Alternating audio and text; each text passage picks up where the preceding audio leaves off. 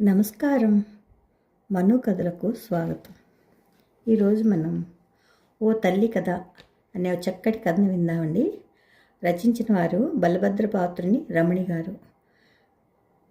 ఈ కథ ఈనాడు ఆదివారం జూలై 27 సంవత్సరంలో ప్రచురింపబడిందండి. ఇక కథలోకి వెళ్తున్నానండి. ఏడవకు, మళ్ళీ ప్రయత్నిద్దాం, వేరే ఐవీఎఫ్ క్లినిక్ వెళ్దాం, శ్రీనాథ్ ఓదారుస్తున్నాడు. నా మనసు ఒప్పుకోవడం లేదు. క్లియర్గా మన ఇద్దరం తల్లిదండ్రులం కాలేమని చెప్పేశారుగా, అదంతా వేస్ట్ అన్నాను. అతను నా తల నిమురుతూ, జనని, మనం ఎవరినైనా అడాప్ట్ చేసుకుందాం. నువ్వు తల్లివి కాకుండా ఈ సృష్టిలో ఎవ్వరూ ఆపలేరు. ఈ ప్రపంచంలో ఎంతోమంది అనాథులు ఉన్నారు అన్నాడు. అతని కళ్ళల్లోకి చూసి నా కడుపు మీద చేయి వేసుకుని నిమురుకుంటూ ఉండిపోయాను. గొడ్డుమోత చెట్టు కంప కింద తయారైంది. ఓ పువ్వా పండా 4 ఏళ్ళు నీళ్లు పోశాను.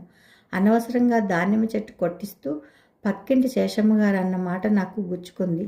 ఇలా ఎవరేం మాట్లాడినా నేను హర్ట్ అవ్వడం, తల్లి కాలేనని నాలో లోపాన్ని ఎత్తి చూపించినట్లుగా భావించడం నా తప్పు, కానీ వాళ్ళది కాదు. రోజు రోజుకి మరీ సెన్సిటివ్గా తయారవుతున్నావు అంటూ శ్రీనాథ్ నన్ను కౌన్సిలింగ్కి తీసుకెళ్ళాడు. ఆ డాక్టర్ అమృత చాలా దయగా మాట్లాడారు. అడాప్షన్ ఏజెన్సీలో చట్ట ప్రకారం మిమ్మల్ని రిజిస్టర్ చేయించుకోమన్నారు.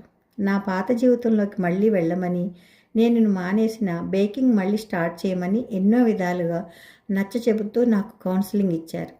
అక్కడ ఉన్నంతసేపు బాగానే ఉండేది. మళ్ళీ ఇంటికి రాగానే ఓ పాప బొమ్మ చూసినా, ఏదైనా సినిమా చూసినా మళ్ళీ ఆలోచనలు. ఖాళీగా శూన్యంగా నా మది నా మీద దాడి చేసేవి. ఆ శూన్యం ఈ అదృష్టం లేని వాళ్ళకే అర్థమవుతుంది, వేరే వాళ్ళకి అర్థం కాదు అనిపించేది. శ్రీనాథ్ ఆఫీస్ పని మీద సింగపూర్ వెళ్తూ నన్ను పుట్టింట్లో కొన్నాళ్ళుండి రమ్మని పంపించాడు. అమ్మా నాన్న నన్ను చూసి చాలా ఆనందించారు. రిటైర్ అయిపోయిన సొంత ఊరు వెళ్ళి సొంతింట్లో వానప్రస్థం గడుపుతూ మొక్కాముటిగా వేసుకొని వాటిలోనే పిల్లల్ని బంధాలని చూసుకుంటూ ఒంటరిగా ఉండే వాళ్ళిద్దరికీ అన్నయ్య వదిన పిల్లలు వెళ్ళినా, నేను శ్రీనాథ్ వెళ్ళినా పండగే. అమ్మ చాలా సెన్సిటివ్గా డీల్ చేస్తుంది నాతో. సాధారణంగా ఎవరి పిల్లల గురించి, వాళ్ళ ఉన్నతి గురించి, అల్లరి గురించి నా ముందు మాట్లాడదు. కానీ నాన్నగారు పెద్దగా పట్టించుకోరు. నీలి, పాపని తీసుకురా, పసిపాపల సందడి, తోటలో పిట్టల కలకలం ఎంతో బాగుంటాయి అన్నారు బావి దగ్గర అంట్లు తోముతున్న అమ్మాయితో. చెవుల్లో ఇంకా దూది పెట్టుకున్న అమ్మాయి బాలింతలా ఉంది. పట్టుమని 16 ఏళ్ళు కూడా లేనట్టు చిన్నగా, సన్నగా, నీరసంగా ఉన్న చూడముచ్చటగా ఉంది. ఆమెను పరికించి చూశాను. ఎందుకో ఆధారం లేని తమలపాకు తీగ వేళ్లాడపడినట్టు అనిపించింది. నువ్వెందుకు వచ్చావే పనికి, మీ అమ్మేది అని అమ్మ పెద్దగా అరిచింది. అమ్మకి ఒంట్లో బాగాలేదంటండి, నన్ను పొమ్మంది అంది నీలి. పసిది పాలు తాగకుండా ఇంతసేపు ఎలా ఉంటుంది, చేసింది చాలు వెళ్ళు అంది అమ్మ. దానికి పోతపాలు పడుతున్నామమ్మా, పాలు సరిపోవట్లేదు అంది నీలి పాత్రలు కడగడం పూర్తి చేసి లేస్తూ. నువ్వు సరైన ఆహారం తీసుకుంటే కదా పాలు పడేది, వెళ్ళేటప్పుడు మర్చిపోకుండా పళ్ళు తీసుకెళ్ళు అంది అమ్మ. నీలి తల ఊపింది. నేను పుస్తకం చదువుకుంటూ ఇదంతా ఓ చెవి వేసి విన్నాను. అమ్మ నా దగ్గరికి వచ్చాక ఏం చేస్తాడు ఈ నీలి మొగుడు అని అడిగాను. మొగుడా ముద్దులా? కొన్నాళ్ళు సిటీలో మేనత్తింట్లో ఉండి ఇదంతా తెచ్చుకుంది. ఎవరే అంటే బస్తీ బాబు, పెళ్లి చేసుకుంటా అన్నాడని చెప్తుంది. ఓ పేరు, అడ్రస్సు, ఫోటో ఏమీ లేదు. 4వ నెల వచ్చాక తెలిసి ఆ తల్లి లవలవలాడింది. అబార్షన్ చేయడానికి డాక్టర్ ఒప్పుకోలేదు. పైగా నీలి చాలా బలహీనంగా ఉంది, అందుకే ఉంచేశారు అంటూ నీలి పురాణం చెప్పేసింది అమ్మ. ఆ సాయంత్రం నాన్న ఎత్తుకుని తిప్పుతున్న పసిపాపను చూశాను. చాలా ముద్దుగా ఉంది. ఎవరో కొంచెం అందగాడి వరప్రసాదమే, దుర్మార్గుడు. అలా ఎలా తల్లిని చేసి వదిలేశాడో అనుకున్నాను కోపంగా. దాన్ని ఇచ్చేసి రండి అమ్మ కోప్పడుతూ అంది నాన్నని. ఇటు తీసుకురండి నాన్న అన్నాను. నాన్న పాపను తీసుకొచ్చిస్తూ, చూడు ఆంటీ అని పాపని నాకు అందించాడు. పాపను ఎత్తుకోగానే బోసి నవ్వులు నవ్వింది. అప్పుడే విరిసిన గులాబీ పూల ఆ నవ్వు ఎంత ఆహ్లాదంగా ఉందో. చిన్న చిన్ని కాళ్లతో నా గుండెలు తంతుంటే ఎంతో హాయిగా అనిపించింది. అక్కడ గూడు కట్టుకున్న బాధ ఏదో కరిగిపోతున్నట్లుగా అయింది. ఎత్తుకుని తోటంతా తిరిగాను. దానికి అర్థం కాకపోయినా ప్రతి పువ్వు కాయ చూపిస్తూ ఆడిస్తూ ఆనందంగా గడిపాను. అమ్మ, పాపకి పాలు ఇప్పించి తీసుకొస్తాను, ఇవ్వండి అని నీలి తల్లి పైడమ్మ అడుగుతుంటే ఇవ్వలేక ఇచ్చాను. అప్పటి నుండి రోజు పాపతో ఆడుకోవడంతో పాటు గులాబీ అని పిలవడం మొదలెట్టాను. నీలి చాలా అభావంగా పాప వైపు చూసేది. వాళ్ళమ్మ ఓనాడు దీనికి అసలు పాప మీద ప్రేమ ఉందా లేదా తెలియడం లేదమ్మగారు. పాలిచ్చేటో చూస్తూ కూర్చుంటుంది. పలకా బల్పం తీసుకుని ఏవో అక్షరాలు రాసుకుంటుంటుంది, లేదంటే ఏవో కథల పుస్తకాలు తెచ్చుకుని చదువుకుంటూ ఉంటుంది అని కంప్లైంట్ చేసింది. అమ్మ అంతా విని అదే చిన్నదే కదే, దానికి ఇంకా ఈ బాధ్యత అర్థం కావడం లేదులే అంది. పైడమ్మకు భర్త లేడు, ఈ పాచి పనులే ఆధారం. పిల్లన్నా మనవరాలన్నా ప్రాణం. ఇదంతా సంఘంలో అవమానమని, సమాజం ఏమనుకుంటుందోనని గుండెలు బాదుకునేటంత తెలివితేటలు లేవు. కూతురికి ఒక యాక్సిడెంట్ అయింది సిటీలో, అన్నంత తేలిగ్గా తీసుకునే ఔన్నత్యం మాత్రం ఉంది. 10 రోజుల్లో గులాబీ కోసం ప్రతిపూట ఎదురు చూడడం అలవాటైపోయింది. పాలసీసాతో సహా ఇమ్మని నేనే పట్టిస్తున్నాను. ఆ పసిదాన్ని పక్కలో వేసుకుని పడుకుంటే ఆ ఆనందం శాశ్వతం అవ్వాలనే ఆశ రోజు రోజుకి పెరిగిపోయింది. ఒకరోజు అమ్మని అడిగాను, అమ్మ, గులాబీని నాకు ఇస్తారేమో అడుగు, నీలి జీవితం సుఖంగా గడిచేటట్లు మనం చేద్దాం అన్నాను.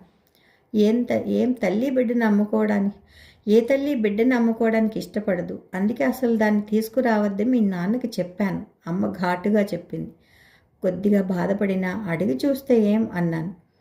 నాన్న నా మాటలకి ఒత్తాసిస్తూ, పెద్ద ఇంట్లో పిల్ల పెరిగి పెద్దయితే దాని జీవితం బాగుంటుంది అని ఆలోచిస్తారేమో ఎవరికి తెలుసు, అడిగి చూద్దాం అన్నారు. అమ్మా నాన్న పైడమ్మ గుడిసెకి వాళ్లే వెళ్ళారు. నాకు క్షణమొక యుగంగా గడుస్తోంది. అటు ఇటు పచారులు చేస్తున్నాను. నా జీవితం 36 ఏళ్ళు గడిచింది. కానీ ఇప్పుడే ఈ నీలి జవాబు మీద ఆధారపడి ఉంది అనిపించింది. ఏమిటా పరధ్యానం పిలుస్తుంటే అన్న శ్రీనాథ్ గొంతు విని ఉలిక్కిపడ్డాను. ఎదురుగా నవ్వుతూ బ్యాగ్తో నిలబడున్నాడు. శ్రీ, టైంకి వచ్చావు, ఒక ఇంపార్టెంట్ ఘట్టం జరగబోతోంది మన జీవితంలో అని ఆనందంతో, ఎగ్జైట్మెంట్తో అతను చుట్టుకుపోయి నేనేం చేస్తున్నానో చెప్పాను.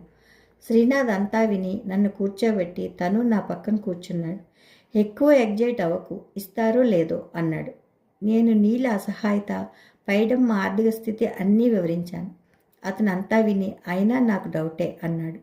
గులాబీని ఎప్పుడంటే అప్పుడు నీలి వచ్చి చూడొచ్చు, మంచి స్కూల్లో వేసి మంచిగా పెంచుతాం అని చెప్తాను అన్నాను. అమ్మ అని పరిగెత్తుకుంటూ నీలి వచ్చింది. ఆత్రంగా గేటు తీసుకుని ఏడుస్తూ వచ్చింది. శోకదేవతలా ఉంది. నన్ను అర్థిస్తూ అసహాయంగా కబేళాకొచ్చిన మేకపిల్లలా చూస్తోంది. పాప నాకు దేవుడిచ్చిన వరం అమ్మా, అదొక్కటే నా దగ్గర ఉంది, దాన్ని కూడా లాక్కుపోతారా? మీరు ఏదైనా కొనుక్కోగల పెద్దోళ్ళమ్మా, నేను ఏది కొనుక్కోలేనుగా అని నా కాళ్ళు పట్టుకుని ఏడుస్తూ, మా అమ్మ ఇచ్చేయమంటోంది తల్లి, దానికేం తెలుసు నా బాధ, దాని బిడ్డ దాని దగ్గరే ఉందిగా అంది. శ్రీనాథ్ నేను చెప్పలేదు అన్నట్లు నా వైపు చూశాడు. ఏదో ఎంతో ఆశాభంగం చెందాను. చేతికొచ్చి జీవితం చేజారిపోయినట్లు ఫీల్ అయ్యాను. నీకు ఇష్టం లేకుండా లాక్కొని నీలి అన్నాను. నాకు కళ్ళ నుండి నీళ్లు జలజలా కారిపోతున్నాయి. నిన్ను బాధపడితే క్షమించు అన్నాను. శ్రీనాథ్ నా భుజాల చుట్టూ చెయ్యి వేసి, గులాబీని ఇవ్వొద్దులే కానీ నీలి, నీకు చదువుకోవాలనుందా అని అడిగాడు. ఆమె ఆశ్చర్యంగా చూసింది. ఆ కళ్ళల్లో రెపరెపలాడే ఆశ. అవును నీలి, నా కళ్ళకి నువ్వే ఓ పాపలా కనిపిస్తున్నావు అన్నాడు శ్రీనాథ్. శ్రీ అర్థం కానట్లు చూశాను. ఆ తర్వాత మేము ఒక బిడ్డకి తల్లిదండ్రులుగా తిరిగి ప్రయాణం అయ్యాం. రిజిస్టర్ ఆఫీస్కి వెళ్ళి ల్యాండ్ రిజిస్ట్రేషన్లా బిడ్డని కాకుండా రిజిస్టర్ చేసుకోండి అని ఎవరో సలహా ఇచ్చారు. రిజిస్టర్ ఆఫీస్కి వెళ్ళి ల్యాండ్ రిజిస్ట్రేషన్లా బిడ్డను కూడా రిజిస్టర్ చేసుకోండి అని ఎవరో సలహా ఇచ్చారు. మా బిడ్డ మేజరట. అవును, నీలిని మేము దత్తత తీసుకున్నాం. నీలితో పాటు బోనస్గా గులాబీ వచ్చింది. ఈ నీలి అనే చిట్టి మొక్కకు పూసిన పసిమొగ్గని ఎలా తుంచుతాం? కథ సమాప్తం. ఈ కథ మీకు నచ్చితే లైక్ చేయండి, షేర్ చేయండి, కామెంట్ చేయండి, సబ్స్క్రైబ్ చేసుకొని నన్ను ఎంకరేజ్ చేయండి. ఉంటానండి, మీ మను.